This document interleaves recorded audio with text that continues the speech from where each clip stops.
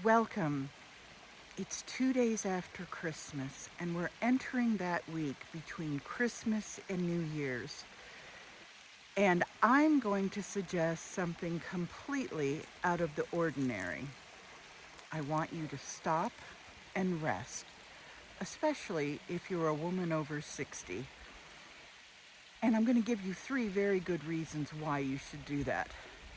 So join me now for a walk with Fawny,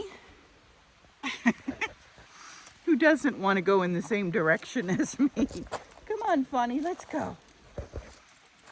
Okay, 3 reasons. Countercultural, courage, and clarity. They're all related. The other day on Facebook, I noticed 2 things.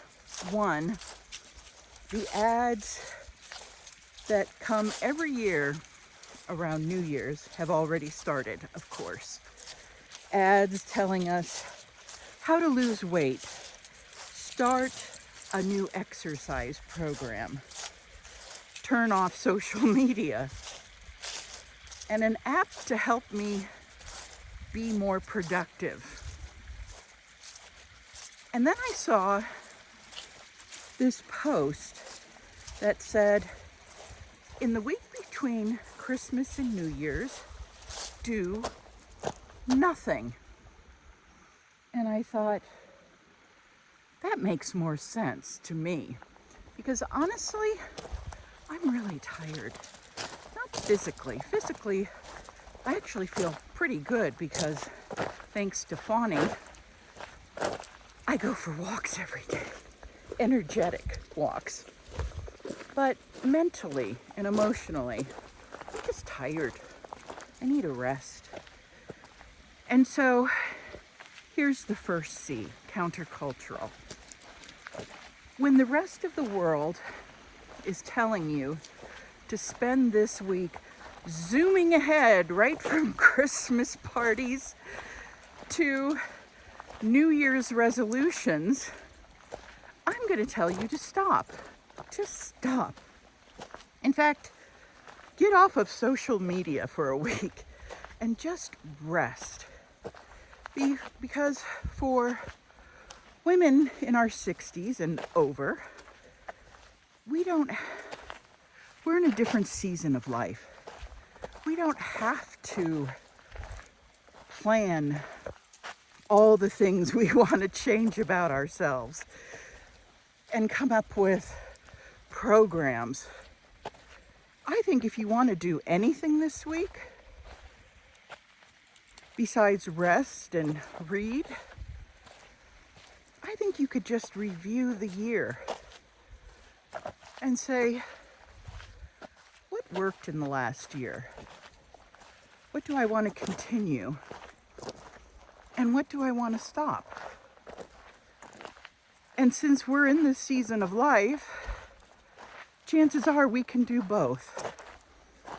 So, countercultural. Next, courage. That's another advantage of being our age, is we've reached the age and earned the right to buck the social norms of people telling us to rush and plan and do this and do that. We can say, no, thank you. I'm going to take things at my own pace now. And that takes courage, because it says to the world that you know yourself and your needs better than they do, and you're willing to stand up for yourself and to protect your mental health, your spiritual health, your physical health, and take this time to just be quiet. So that's courage. And the third thing, and this is what I believe is a very important byproduct of the first two, and that is clarity. I think that when you slow down and let your mind just rest and your body rest,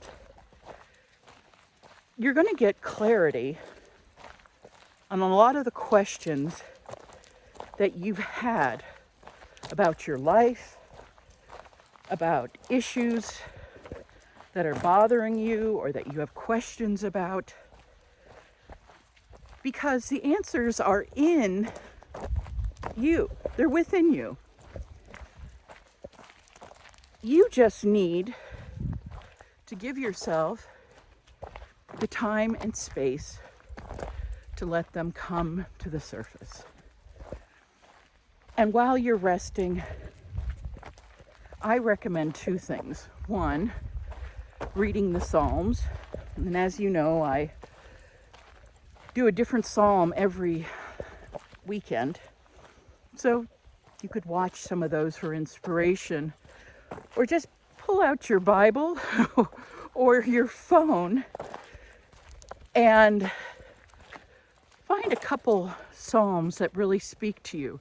This weekend, I'm doing a psalm video on Psalm 63, and it was actually the inspiration for this video. So, read a psalm. Really read and meditate on it. And then pray. Ask God for wisdom and clarity. I would also recommend journaling. Just write at the top of the page a question you have about your life right now. And then just sit quietly, start writing whatever comes into your head, and just keep writing for 10 minutes. Just set the timer for 10 minutes and keep writing and see what comes up. And I think you'll be amazed at the clarity that comes with allowing yourself time and space. So that's what I'm going to be doing this week. It's time to stop and rest. And I hope you'll join me.